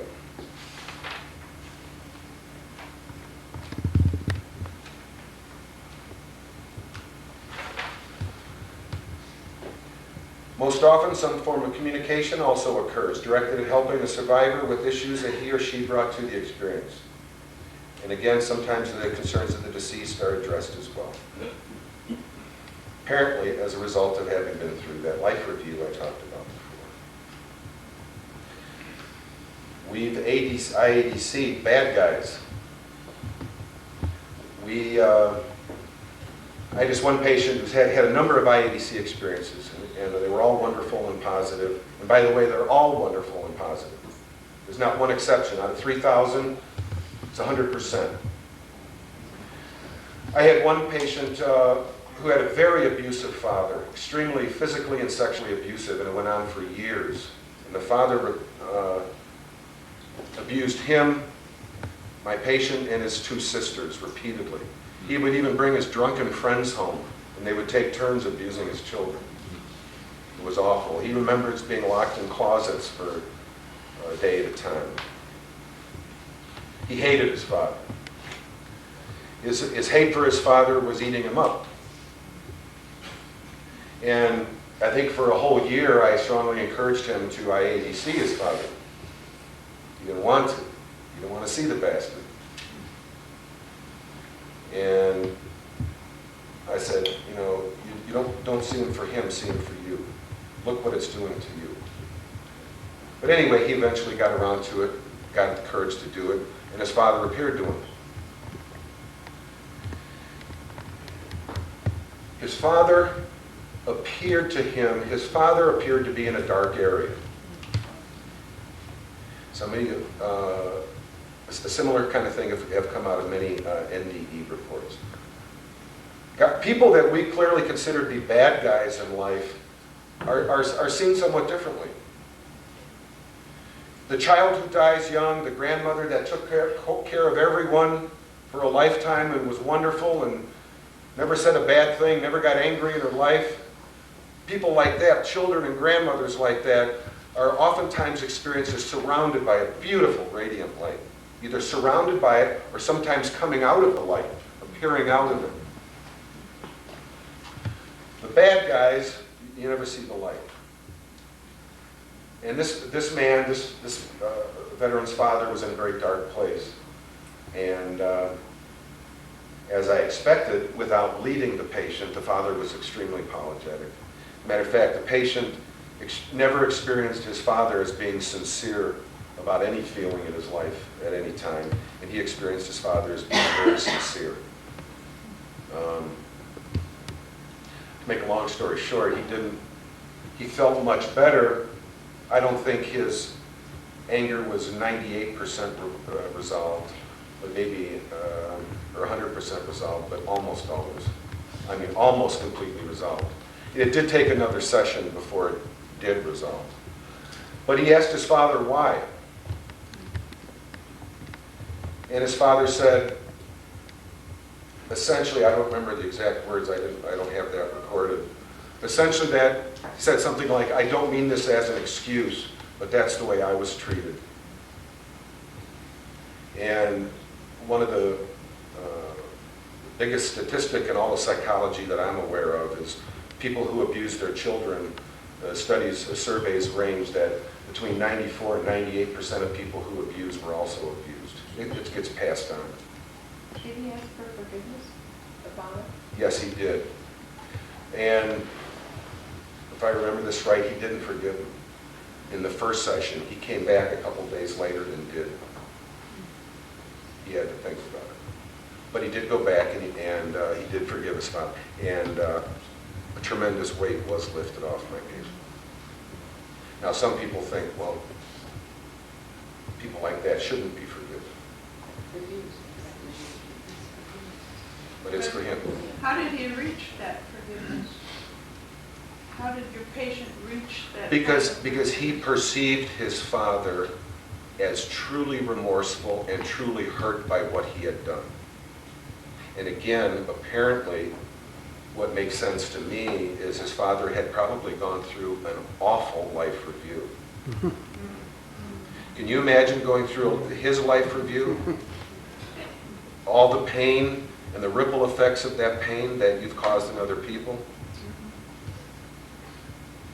You know, I don't believe in a hell, but some people say, well, what about Hitler? Hitler should be in hell. What about him? Can you imagine Hitler's life review? I don't know any more perfect justice.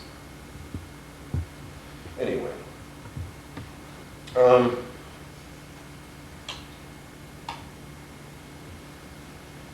Question. Would the bad guy ever have light? Be in the light rather than in the darkness? I've never had a patient experience a bad guy in the light. Even after forgiveness? Even after the well, generally we're done at that point, and patients don't like to keep going back, particularly to a person like that. I mean, once they feel like they've forgiven and they feel better, you know, now they can separate for the first time. And they generally not interested in going back. You know, another interesting thing is people who were, again, sort of on the bad end of things in life are often seen, this sounds weird, but I have to say it, doing very earthly kinds of activities. Playing basketball. Actually, I'd like that. I've been playing basketball. I would love to shoot baskets over there. Maybe they'd all go in. But playing basketball, riding motorcycles, stagecoaches, as opposed to just being in more kind of a garden, light, that kind of thing. They're more like very earthly. They don't have a piece of contentment, it sounds like. What's that? They don't have a piece of contentment. No, they don't. Right. It's like their level is still like this level. Yeah. I think you move up over there too. Yeah, way back. Just wondered if you had any experiences with people wanting to somehow help the evolution of those that have cats that are in that dark place. Have you had any experience with anyone wanting to help that person? Is there something, any connection that we can make helping the evolution of those people?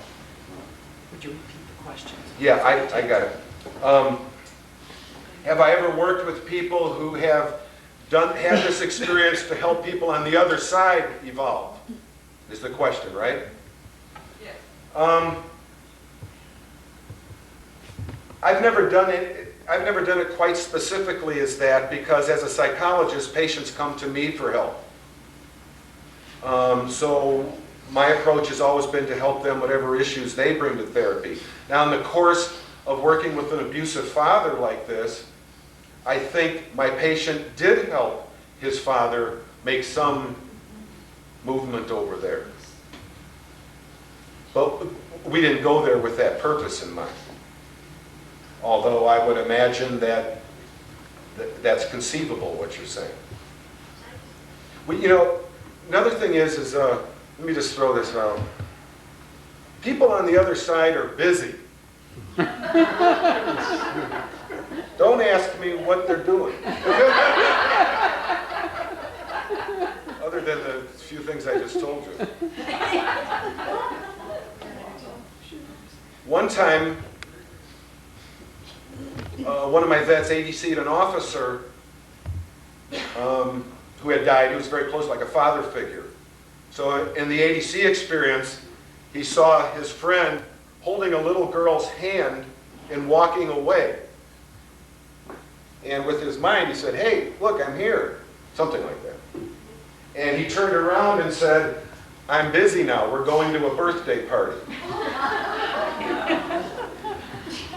And they left. We did come back later, and he was a little more welcoming.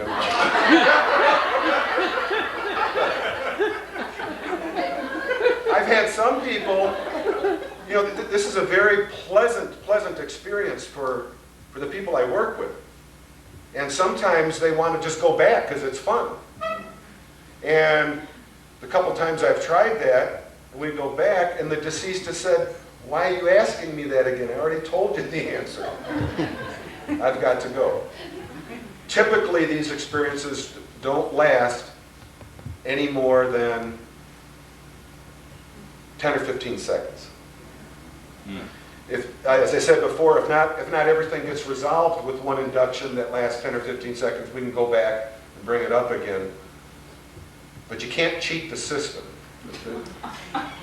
If you're up to games, the deceased seem to know that.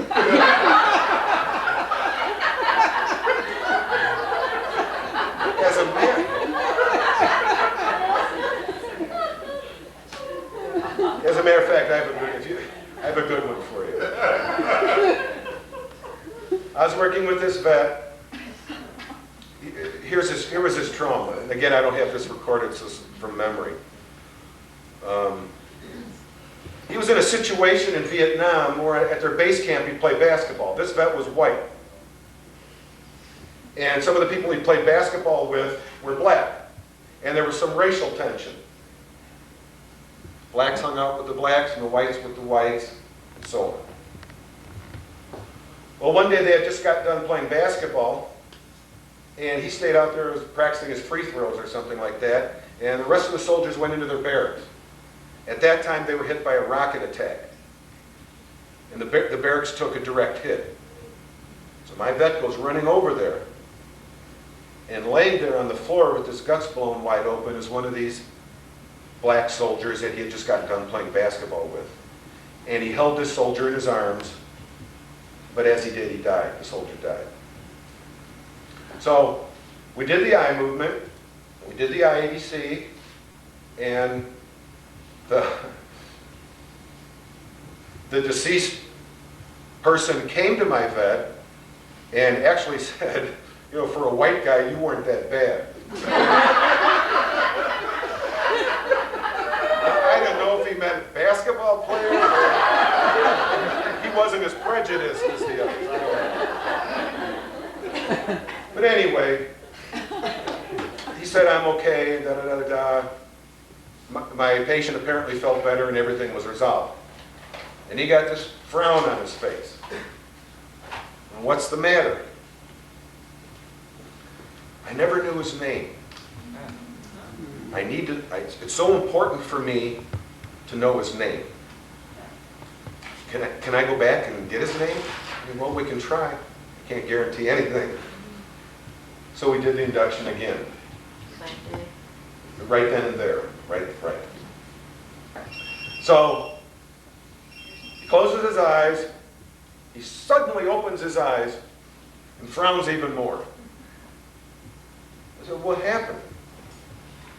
He said, "I know what." He said that the deceased person said, "Why do you want to know my name now?"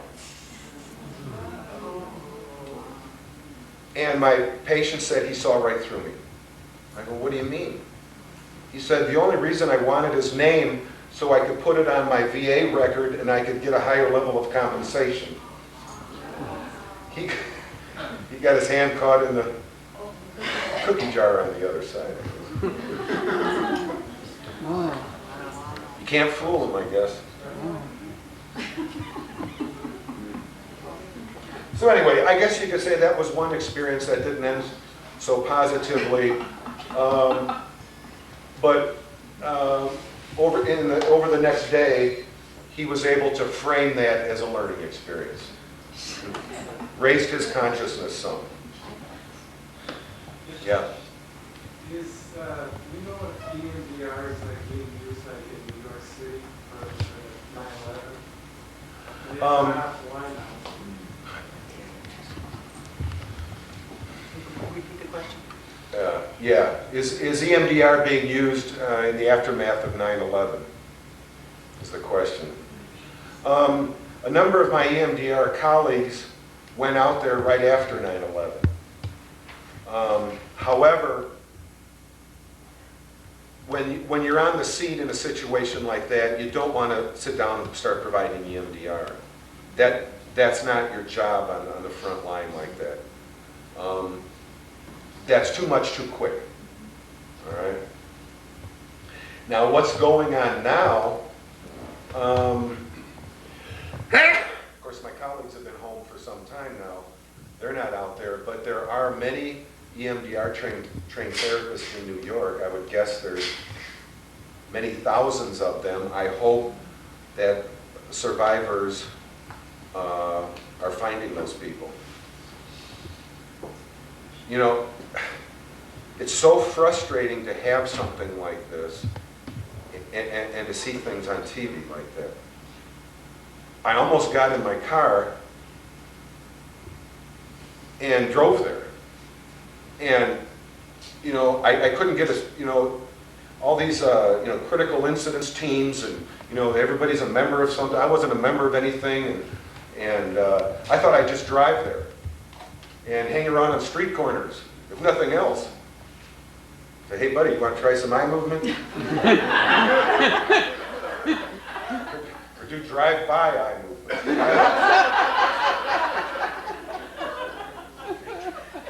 I just had no mechanism, no way of getting there to do that. I hope when my book comes out, I don't have a book yet. I have a new wonderful co-author. We've redone the proposal. The book is called Reconnections. I hope to get that big phone call in the next month or two. And I want to get it out there. My main job right now is really not to see individuals. That's not the best way for me to get it out. I need to get it out. That's my mission in life. I hate public speaking, but I have to do this. I have to get it out. What I see my role from here on is teaching other EMDR trained therapists how to do IADCs. That's my job. That's my job in life. Because the more of those people I train, then the more they go out and use it, and it gets out there. And I hope it eventually gets to those people. Yeah. Do you have an explanation? You went into this a little bit in the beginning of the talk. Why does this work? What? I'm sorry? Why does this work? Why does IADC work? I don't know. Why does the eye movement work? Well, I kind of went through that just real briefly, real quick before. It somehow speeds up the brain's ability to process information. It makes use of the brain's natural healing abilities. And we just speed it up. We just simply speed it up. So the brain heals itself. Al, can I just say, from my own Yeah. experience, when you did it for me, I would describe it to him like a brain defrag, like, on your computer screen, when you defrag your computer and you watch it. It was the experience itself is just very healing. It's something that, I used to let it go. You let yourself go and you let it happen, and Al kept trying to talk to me, and I was actually kind of getting annoyed, because it was such an experience that I knew something was going on. I wasn't even sure, but it was a processing experience that was took you to a wonderful place. So even if you don't have an IADC, EMDR has, I think, tremendous healing possibilities. Even therapeutic possibilities, the way we use a lot of alternative therapies now to help heal the body, it's a great. brain massage. What EMDR does is, we don't even know everything EMDR can do yet. It's so new, it's only been around, 10 or 12 years. I take tension headaches away every day with one set of eye movement. What consists of a set? One set of eye movement is the patient focuses on something moving in front of his or her face while at the same time accessing something, paying attention to something that's going on in their head. It can be an image, it can be a feeling of sadness, it can be both at the same time. It can be, when you're working with trauma victims, they're looking at this awful image and they're feeling tremendous sadness. And they have no trouble doing that. I mean, because it's right there.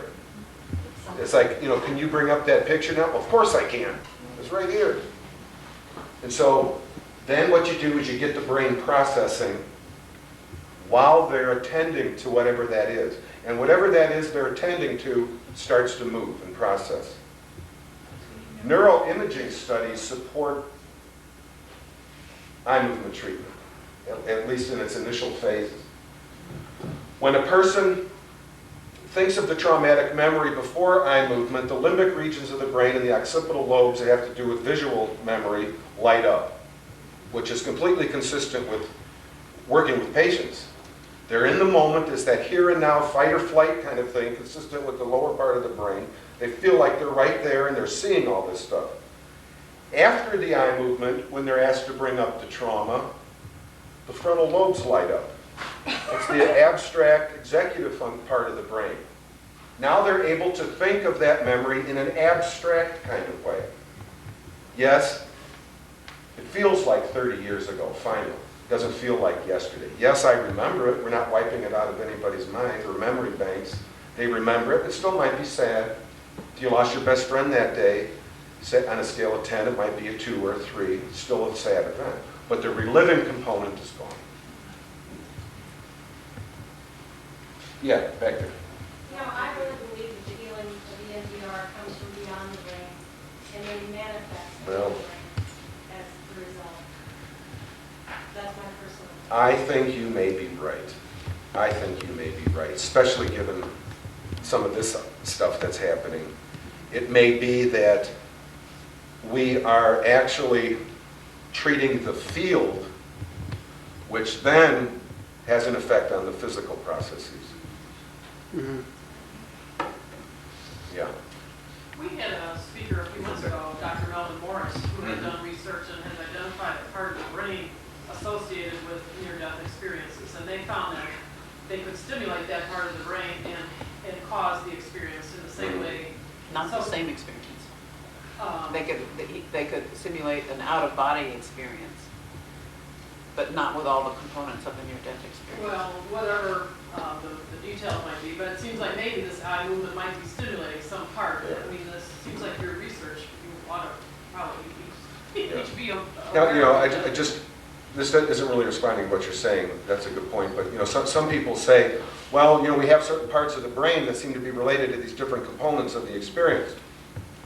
And if you stimulate this part of the brain, you go through a tunnel, let's say, or see a light.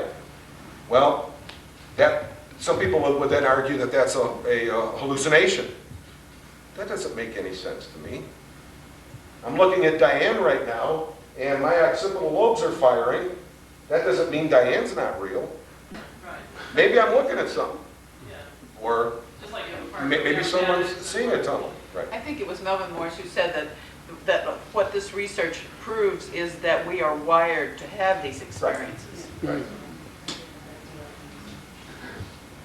The woman back there has been waiting. I've been in therapy for about over 3 years now for PTSD. And I just wanted to ask you, one of the people at the clinic is quite familiar with EMDR, but they seem to feel, or did, as of a year ago, that I wasn't up to it, that it might do me more harm than good. Yeah. What sort of harm? They never really explained that. Well, Behavior, am I there are two ways of looking at this. If I were to say that to somebody, that you're really not ready for this, it means you're not ready to go to the core. Whether your trauma is involved, has to do with loss or fear or terror, eye movement will help you if you're able and willing to go there and get eye moved once you're in the core. It'll work. Now, that's why I would say, I'm not sure why your therapist would say that to you. I know many outpatient therapists who are EMDR trained that don't use EMDR. And some of their reasoning may be good and some is not so good. One thing is all of my work is on an inpatient unit. When I do eye movement and I go home for the day, somebody's watching this guy. And if something kicks up, I get a phone call. I haven't gotten a phone call in many years because it works so well. But just in case, I feel okay. A lot of outpatient therapists, particularly those who are new to eye movement and they're not quite sure of themselves, that coupled with the fact that they're not quite sure how you're going to respond might make them hesitate to move. You know, the last thing we want to do is cause harm, and we're very careful. They're very impressively benefits. Hmm. You got reservations about using money. You know, Yeah. it never was made plain to me what might happen. Yeah. I don't know. I'm very open to it. Yeah. I don't know. I could only guess. I don't know. Yeah. I've been involved in NLP for a number of years, and more recently ESM, which is part of thought field therapy.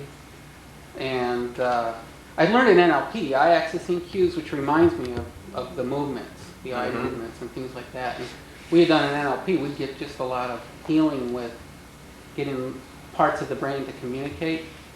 And so it reminds me of when you're doing the eye movement that the whole brain is now communicating, Yeah. one piece to another. There's some reason to believe that the healing that comes with eye movement has to do with right-left brain integration, given the fact that it's bilateral stimulation, whether it's eye movement or tactile or auditory. But I just don't think we know yet. Yes? How do you recommend finding a good therapist to do this if you want To do EMDR or IADC? to, you know, well, two questions. Well, the question is really, where do you find someone to do IADC? Because that person will also know how to do EMDR. I wish I had business cards to pass out and say, give this number a call and we'll see you next Tuesday or whatever.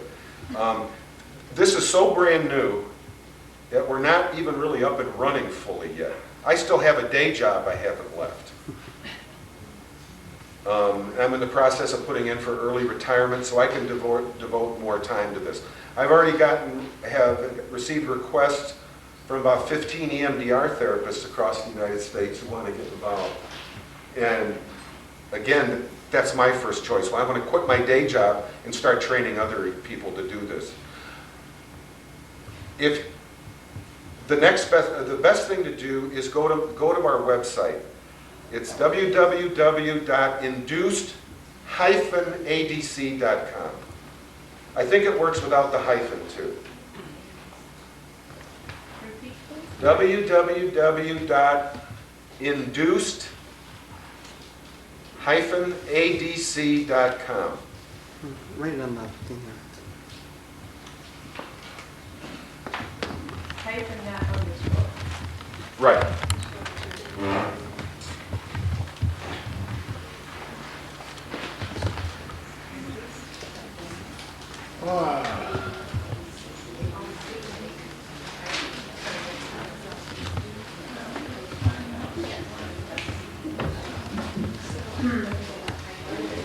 So in other words, you per se are not available for a private session as of now.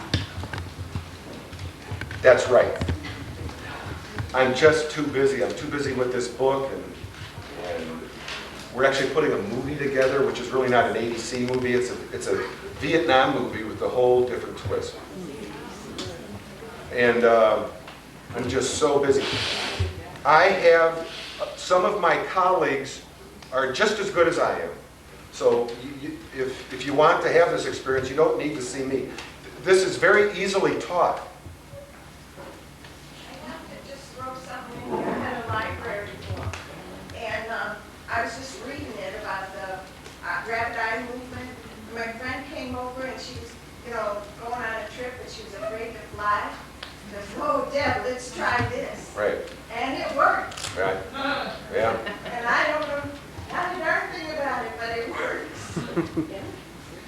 It works, you know, the amazing thing about eye movement, it doesn't seem to slow down or weaken